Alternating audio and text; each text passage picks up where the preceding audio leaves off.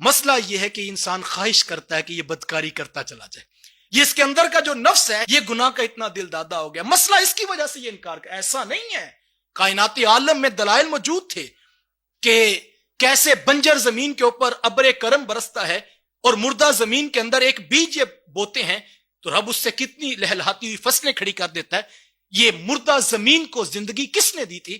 دلائل تو موجود تھے, لیکن محبوب یہ جو بار بار آ کر بطور تمسخر کہتے ہیں کہ ان ہڈیوں کو کون زندہ کرے گا, تو مسئلہ یہ نہیں ہے کہ ان کی عقل میں یہ بات آتی نہیں ہے کہ زندہ کرنا کیسے ناممکن ہے. مسئلہ یہ ہے بل یرید الانسان لیفجر امامہ, کہ اس کی خواہش یہ ہے انسان کی آئندہ بھی وہ بدکاریاں کرتا چلا جائے.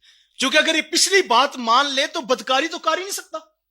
اگر یہ بات مان لے کہ مجھے کھڑا کیا جائے گا, مجھ سے پوچھا جائے گا, جس نے مجھے پیدا کیا اس کے آگے مجھے جواب دینا ہوگا, اگر یہ اتنی سی بات سمجھ جائے اور اپنی روح میں اتار لے تو پھر تو بدکاری کر ہی نہیں سکتا.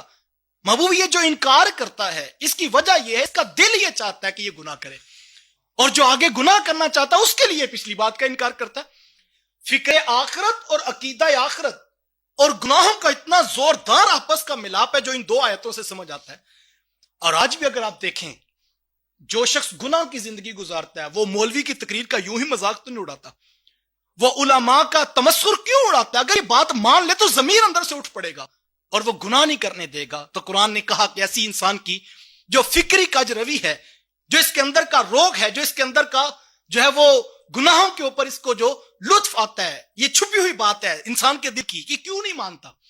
دیکھیں رب کا ایک مرتبہ کہہ دینا بھی کافی تھا, لیکن سینکڑوں ہزاروں آیات اور مختلف سیغوں کے ساتھ سینکڑوں آیات کے اندر اسی مضمون کو بار بار کیوں بیان کیا؟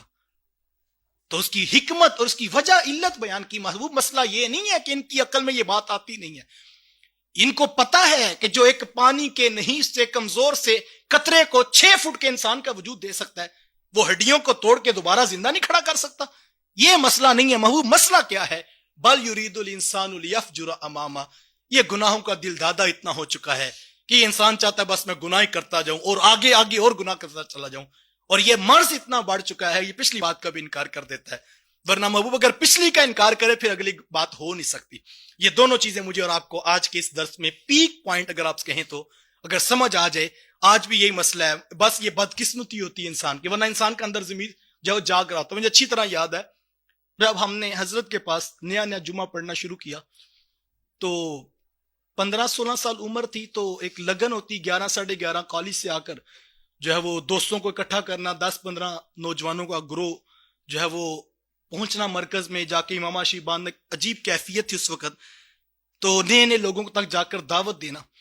تو ایک آفیسر تھے تو ان کو بھی جو ہے وہ حضرت کے جمعہ کی جو ہے دعوت دی.